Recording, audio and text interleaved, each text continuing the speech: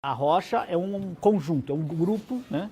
uma coleção, um agrupamento de minerais. E tem rochas que tem só de um tipo de um mineral só, mas são vários minerais, são vários cristais, e rochas que têm vários tipos de minerais. A típica característica de uma rocha originada pelo processo sedimentar são esses planos, né? Esses planos geralmente planos horizontais, mas nem sempre, nós vamos ver que tem planos também inclinados de forma natural. E esse plano horizontal das rochas sedimentares a gente dá que nome? É uma estrutura. A camada, o acamamento ou estratificação. A vantagem das rochas sedimentares é que ela apresenta estruturas e feições e até os fósseis que a partir da leitura dessas características você interpreta o ambiente de formação. Então você pega um pacote que tem coral, conchas, né? Você interpreta que aquele ambiente foi o quê? Um ambiente de deposição marinho, um ambiente marinho com fósseis desse ambiente. Você tem um pacote desse aqui, isso aqui é um pacote de arenito, né? Que são constituídos por grãos de quartzo. Essas inclinações das camadas são inclinações naturais, a deposição dela foi assim já inclinada. Onde que a gente vê pacotes de areia inclinados assim? Praia tem também, mas em grandes extensões também. Oi? Dunas de deserto. Então isso aqui, gente, é um pacote de areia que foi depositado provavelmente em antigas dunas e o ambiente moderno similar a esse seria o deserto do Saara, né? Então o que nós temos aí? A ação eólica, a ação do vento, transportando areia, depositando camadas de forma inclinada. Isso depois, por soterramento, vai sofrer cimentação e vai virar um pacote de rocha sedimentar. Aí o último processo formador de rocha são as rochas metamórficas, né? Então para ter rocha magmática tem que ter o magma. Para ter rocha sedimentar tem que ter o sedimento ou soluções com compostos químicos dissolvidos que vão virar as partículas, que vão virar sedimento. E as rochas metamórficas a gente tem que ter o quê? A gente tem que ter uma rocha pré-existente. Então essa rocha pré-existente é o protólito. O lito é pedra, né? O proto é a rocha original que deu origem à rocha metamórfica. Isso aqui são imagens tiradas no microscópio de lâminas de rocha. As rochas permitem fazer lâminas bastante finas de um terço de 1 milímetro. E os minerais, por mais que vocês olhem um mineral, acha que ele não deixa passar a luz, se ele for muito fino, né, uma placa muito fina, um corte muito fino, permite a passagem de luz e a observação deles no microscópio. Então esse aqui é um arenito com grãos bem arredondados. Então aqui você tem um acúmulo de grãos de quartzo que vai caracterizar o arenito. E alguns pontos desse você vê algum tipo de cimento. E aqui é o quartzito, que é a rocha metamórfica, produto do metamorfismo do arenito. Então o que acontece? Por aumento de pressão e temperatura, esses grãos, que são originalmente arredondados, eles vão crescer, eles vão recristalizar. E com a recristalização, ocorre o que a gente fala um imbricamento. Um cristal vai entrar dentro do outro. Então o contato, aqui uma escala de maior detalhe, vocês podem ver aqui ó, o imbricamento de um grão entre o outro. Então o quartzito é uma rocha extremamente resistente, porque ela é constituída só pelo mineral quartzo. Vocês lembram na aula passada qual é a dureza do mineral quartzo? 7.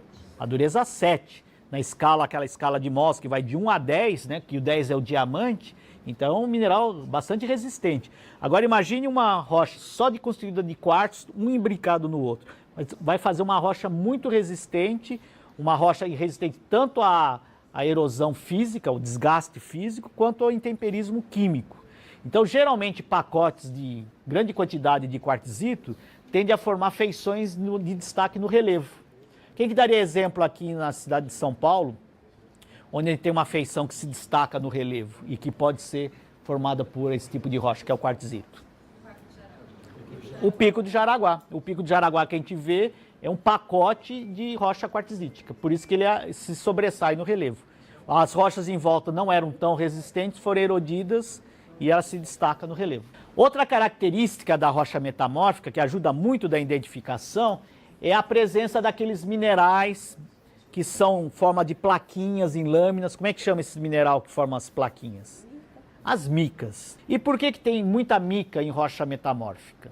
A mica é o seguinte, se você tem uma rocha sedimentar, areia, vai formar um arenito, e junto com a deposição de areia deposita a argila, que é aquele barro, que é a lama, esse material vai formar um arenito argiloso, como rocha sedimentar.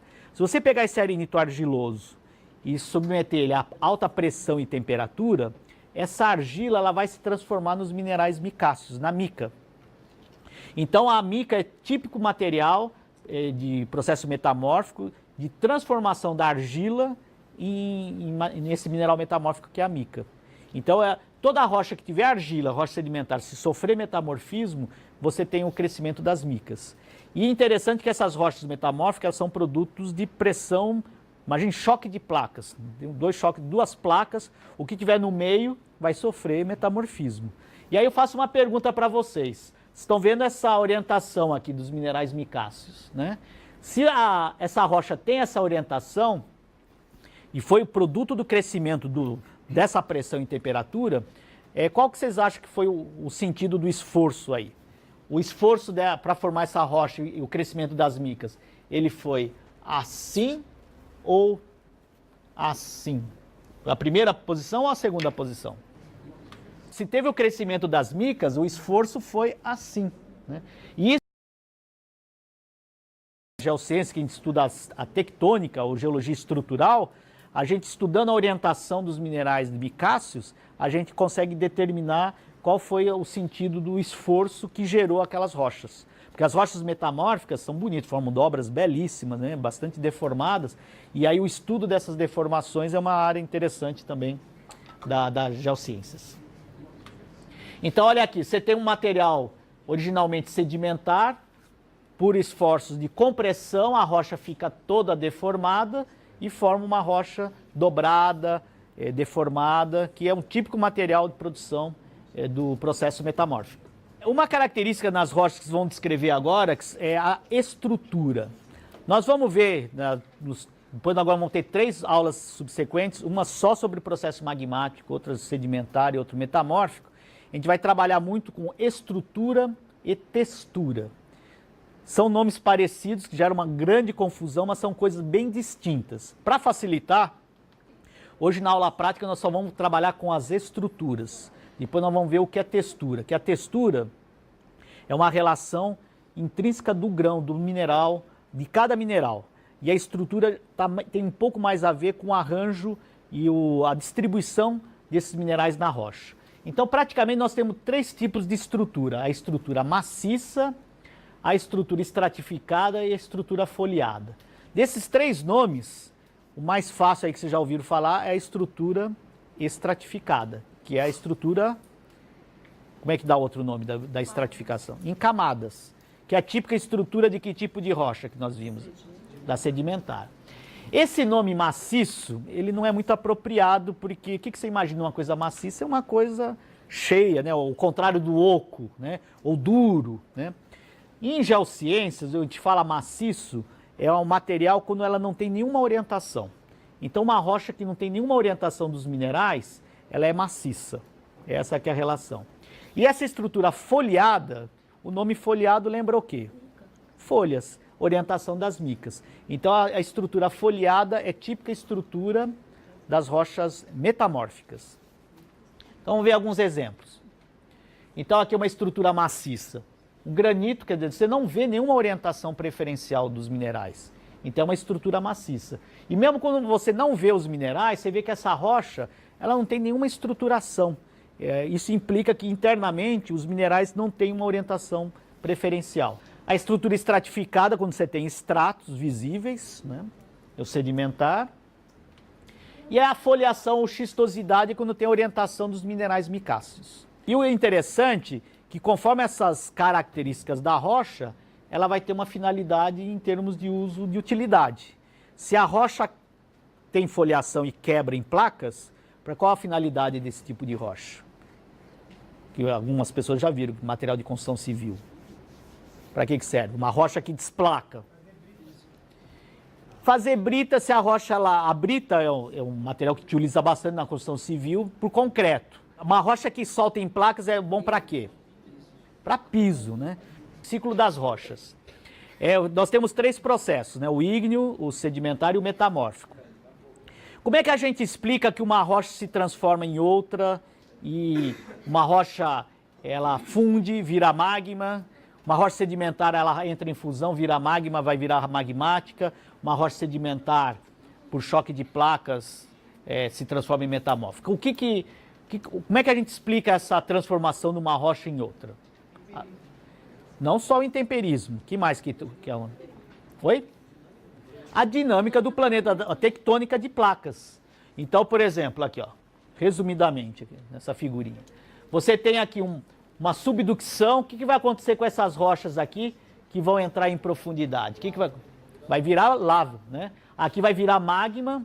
Até um exemplo, eu lembro um colega dizia que começou a entender como é que forma uma câmara magmática, ela sobe e extravasa com vidro de mel, né? A hora que você vira o vidro de mel, né? Aquela bolha de ar vai subindo, que é isso que ocorre geralmente. Às vezes uma câmara magmática, ela é mais leve do que o material em volta, né? Então ela tende a começar a subir, né? Então isso aqui, por isso que onde tem zona de subducção, forma os vulcões, esse material vai para a superfície, vira rocha, aqui sofre intemperismo, erosão, transporte e deposição. E aqui esse sedimento inconsolidado vai sofrer processos que vai transformar o sedimento em rocha, e essa rocha aqui, o que vai acontecer? Esse arenito, aqui sob pressão e temperatura, vai se transformar no quê? Que rocha que vai ser? A rocha metamórfica. O arenito vai se transformar em que tipo de rocha metamórfica? No quartzito. Todo esse material depois em grande profundidade vai acontecer o quê? Vai fundir e virar magma. Então, quer dizer, o fato de existir a tectônica de placas permite que um processo se transforme em outro. E se não existisse a tectônica de placa, ia ter essa transformação das rochas ou não? Não, ia ser um processo estático. E aí é interessante que isso aqui é importante em termos de sistema Terra, de visão sistêmica, porque não só permite o ciclo das rochas, né, a transformação de uma rocha em outra, como o que é mais importante, ela possibilita a ciclagem dos nutrientes. Então, se não existisse tectônica global, o oceano teria sempre a mesma taxa de nutrientes, e você não teria isso relacionado à variação na vida, né, nos ciclos biológicos. Então, a tectônica global ela é fundamental para a ciclagem dos nutrientes, né? Bom, agora os tipos de uso, né? Conforme as características da rocha, se ela é mais foliada, se ela tem estratificação, ou se ela tem xistosidade, ou ela é maciça, ela vai ter um tipo de uso, né? Então, o exemplo é a ardósia. A ardósia é uma rocha que tem uma foliação, que ela tem uma xistosidade, e ela quebra em placas. Na Europa, em alguns lugares, eles usam até como telhado. Então, aqui dá para perceber a característica da foliação original, que ela quebra em placas. Outra rocha que também quebra em placas, a famosa pedra de piscina, nada mais é do que um quartzito micáceo. Porque se fosse só o quartzo tende a ter uma estrutura maciça, ele não vai quebrar em placas. Mas se a rocha original era areia e argila, quando sofreu metamorfismo, a areia recristaliza e a argila vai se transformar em que mineral por metamorfismo? Qual mineral? As micas. E o fato de ter o grão de quartzo com a mica permite que a rocha quebre em placa. Então essas rochas, aqui ela é natural, ela é uma marreta e um formão, ele quebra e solta a placa. Só as laterais é que são industrializadas, ele corta com uma serra. Mas é isso só. Só esse é o beneficiamento da rocha. Quebra em placa, corta a lateral e está pronto para usar. E o fato dela ter essa mineralogia, o grão de quartzo é bastante resistente. Ele fica mais porosa a rocha e dá uma certa aderência. Por isso que é boa para usar em pedra de piscina. Por que não usa ardósia na beira de piscina? Um escorregão só. E também tem uma questão, a piscina se usa uns produtos químicos muito agressivos, né, quimicamente. Então a ardósia ela não é tão resistente porque não tem quartzo. O quartzo acaba resistindo ao intemperismo, a essa agressão no uso dos produtos químicos. Por exemplo, o mármore. O que é o mármore? Uma rocha constituída de que mineral? O mármore tem o quê? Primeiro, o mármore, qual é o processo? Ele é ígneo, metamórfico ou sedimentar? O mármore é uma rocha metamórfica, produto do metamorfismo de qual rocha? Aí que é a questão. De uma rocha original. O mármore é uma rocha metamórfica. Mas realmente aquele aspecto cristalizado do mármore, né? Nós temos aqui uma amostra, depois eu mostro para vocês, né? Esse aspecto, né, que parece. Isso daqui é produto de recristalização por pressão e temperatura. Por incrível que pareça, a rocha que originou esse mármore foi essa rocha aqui, que é o calcário. As duas têm a mesma composição química. Aqui é carbonato de cálcio, aqui é carbonato de cálcio. Como é que a gente identifica o carbonato de cálcio? Se pingar o HCl, né, o ácido clorídrico, ele vai efervescer, né? Então isso aqui, sofrendo pressão e temperatura, recristaliza e forma isso daqui. Agora, o mármore, então, a composição mineralógica dele é de calcita. É porque nas rochas ornamentais tem uma nomenclatura que às vezes eles chamam tudo de mármore, né, o que é rocha ornamental. Mas aí até dá para fazer essa diferença, até porque eles têm a diferença em termos de mineralogia. Geralmente o granito, qual a mineralogia do granito? É quartzo, mica e feldspato. Qual que é a dureza do quartzo? 7, né? O feldspato 6. O mármore é de calcita. Qual que é a dureza da calcita? 3, né? Então é uma rocha que desgasta muito fácil. Então, por exemplo, na hora que foram fazer o metrô, escolher uma rocha para pôr no piso, você acha que seria uma boa escolha se eles colocassem mármore? Ia desgastar tudo. Você vê as igrejas antigas, as escadas estão todas desgastadas porque o pessoal entra com sola, com areia, com grão de quartzo, desgasta mesmo. Só que a vantagem é que é uma rocha mais fácil também de trabalhar, de cortar, tem esse lado. Porque para cortar o granito, vocês sabem como é que é feito o corte do granito? Com que material que é utilizado? Com diamante. Não uma lama, mas eles fazem uma fita, até eu trago depois para vocês verem. É uma fita parecida com essa vara aqui, ela tem uns anéisinhos com um diamante industrial, que são pequenininhos. Então formam uns anéis de diamante mesmo, é super caro esse fio, chama fio diamantado. Esse fio ele vai correndo, né, com um sistema de correias, ele vai correndo na rocha e vai afundando e vai cortando a rocha. Então é até mais caro, é muito mais caro cortar um granito do que um mármore. Mas aí tem a durabilidade dessa rocha. Então, em função dessas características, da mineralogia e da estrutura da rocha, tem um tipo de uso ou outro, né? Por exemplo, por que não pode, já viu a história lá, por que não pode cortar limão numa pia? Qual pia que não pode cortar limão? A de granito ou de mármore? A de mármore, porque o limão é ácido, é um ácido fraco, mas ele causa dissolução mesmo. E o granito pode cortar limão sem problema. Então, se em casa algum dia a mãe reclamar que você está cortando limão na pia, vocês têm condições de dizer se é de granito ou de mármore. E geralmente as pias hoje são de granito, então pode dizer que não tem problema nenhum. A outra pedra, Miracema, aí tem esses nomes comerciais, né? O que é essa pedra aqui também? A mesma forma, ela desplaca e é cortada só a lateral com serra, né? Qual é a característica estrutural dessa rocha que permite ela quebrar em placas? Como é que chama essa orientação? A foliação. A foliação ou xistosidade. Esse aqui são placas de arenito, né? O arenito não é uma rocha tão dura quanto o quartzito, mas é um arenito que tem uma cimentação boa e ela quebra também em placas e forma uma rocha bonita e até acaba sendo uma rocha interessante porque o arenito ele é muito poroso e ele acaba sendo bastante...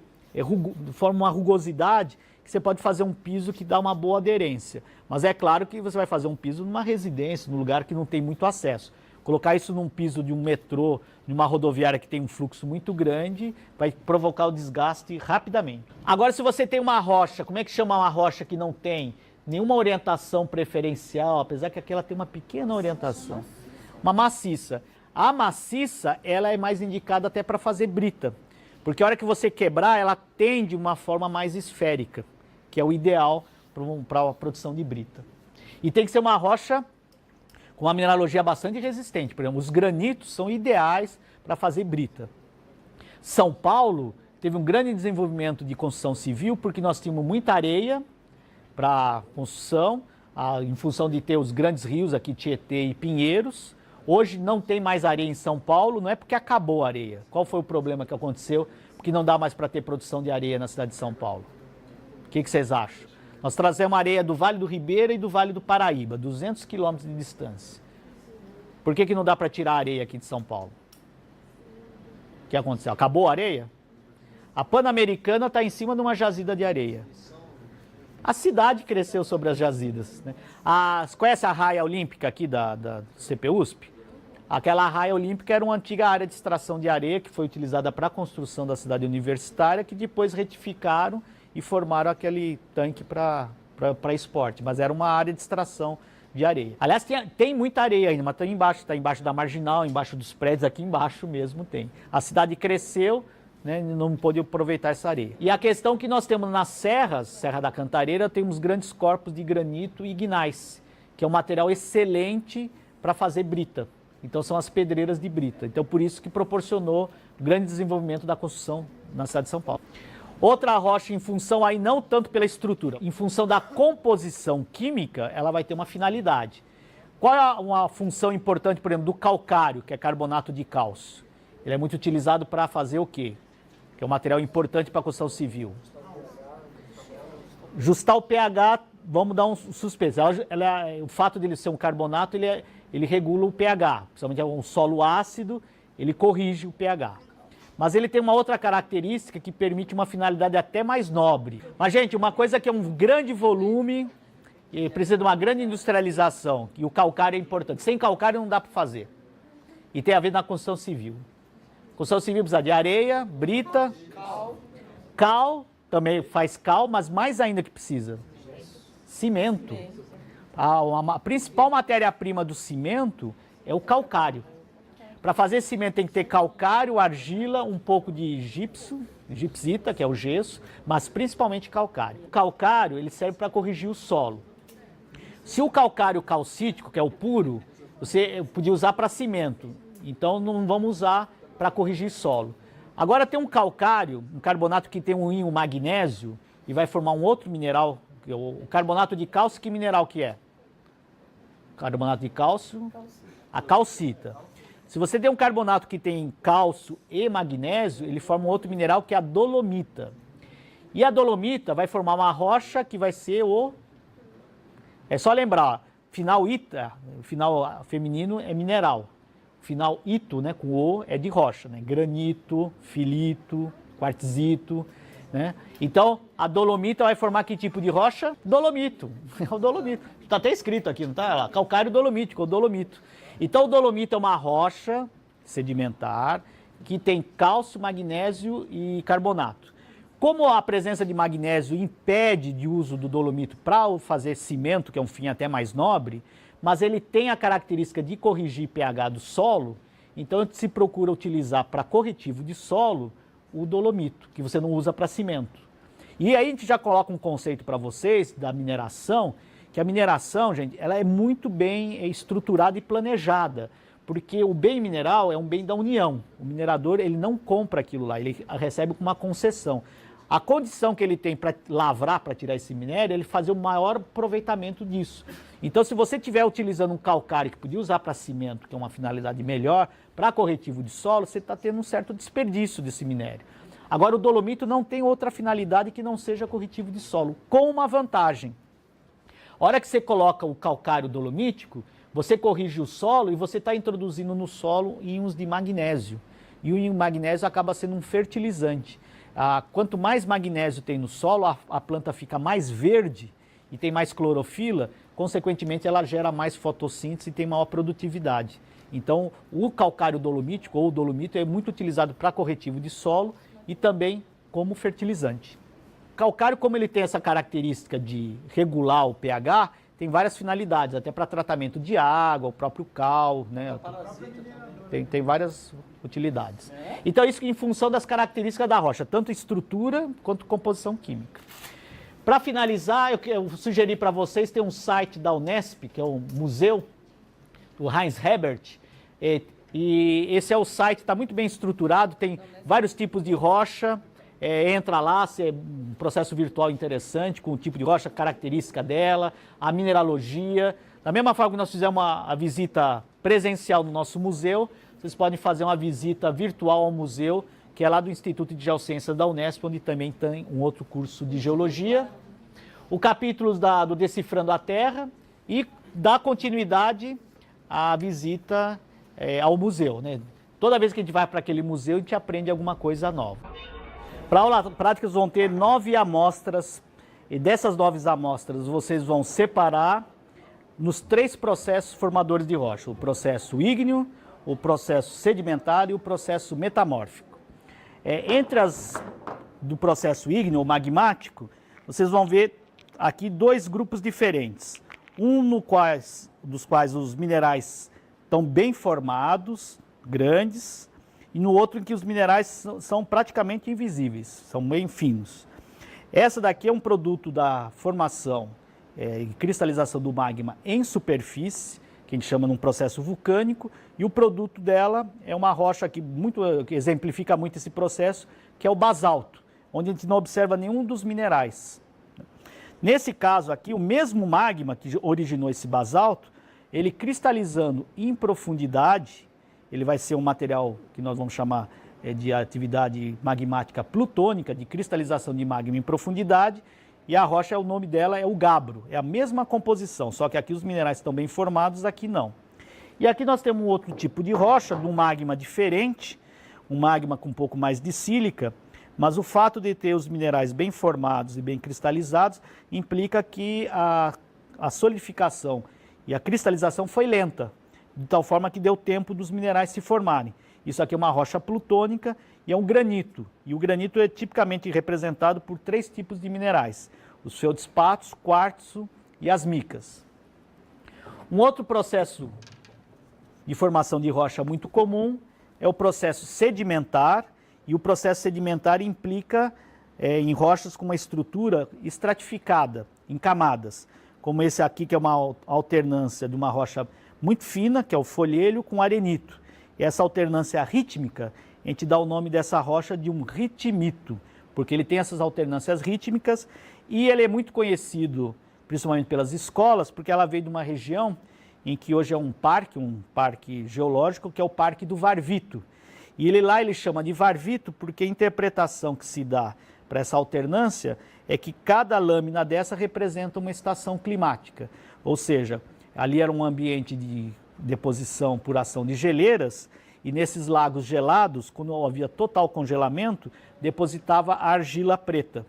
Quando derretia esse gelo e aumentava a energia do ambiente, havia a deposição da areia, formando lâminas de areia. Então essa alternância entre lâmina de areia e argila poderia ser interpretada como uma variação verão e inverno ao longo de um ano. E outra rocha sedimentar muito típica é essa aqui, que é o arenito, formada por deposição de grãos de quartzo, uma típica estruturação estratificada. E a outra rocha sedimentar é o calcário. A gente identifica o calcário, essa cor preta, que às vezes até confunde, é muito comum confundir com o basalto, mas a gente sabe que é um calcário porque ao colocar esse ácido clorídrico, que é um ácido bastante fraco, ele dissolve o carbonato de cálcio e libera gás carbônico, dando essa característica que a gente chama da efervescência. Então aqui com o uso do HCl a gente identifica que essa rocha tem um mineral que é a calcita, que é o carbonato de cálcio. Interessante também que chama a atenção desse calcário, essa cor preta. Essa cor preta ela pode ser interpretada como um acúmulo de matéria orgânica no ambiente de deposição. Então na formação dessa rocha devia ter uma atividade orgânica muito grande com acumulação de matéria orgânica. Aí o terceiro tipo de formação, processo formador de rocha, é o processo metamórfico, que implica na presença de uma rocha original que foi recristalizada pelo aumento da pressão e temperatura. Uma típica rocha metamórfica é essa aqui, que é até um pedaço de pia mesmo, como é conhecido, que é o mármore, né? O mármore é muito utilizado pela sua beleza como uma rocha ornamental, e aqui ela está bem cristalizada. E se a gente usar o HCl da mesma forma que nós utilizamos para o calcário, a gente joga o ácido aqui e a gente vai ver que a rocha também efervesce. Então ela mostra que tem aquele mineral, que é a calcita, que efervesce com a ação do ácido clorídrico. Então a rocha que originou o mármore era uma rocha como essa aqui, o calcário. Isso aqui, sob pressão e temperatura, gerou a recristalização dos minerais e formou esse que é o mármore. Então o mármore tem como protolito o calcário. Essas duas rochas são também rochas bastante conhecidas. Essa aqui é a ardósia, que é muito utilizada em construção. A característica dela é o fato dela ser foliada.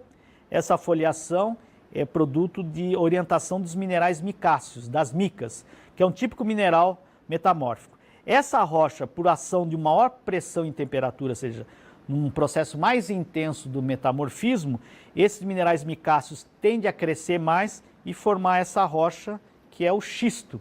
Então esse aqui é um material, o provavelmente tiveram a mesma rocha original, uma rocha argilosa, e na progressão do metamorfismo, ela primeiro se transforma em ardósia e depois num xisto, onde nós temos o crescimento maior dos minerais. Então seriam esses 3 tipos de processos, né? O ígneo, o sedimentar e o metamórfico. Com essa nossa aula, nós demonstramos de forma geral os 3 tipos de processos formadores de rocha. O processo ígneo, o processo sedimentar e o processo metamórfico. Nas aulas seguintes, nós vamos ter uma aula específica sobre os processos ígneos, depois uma aula específica sobre os processos sedimentares e a última aula dessa série de processos formadores de rocha com as rochas metamórficas.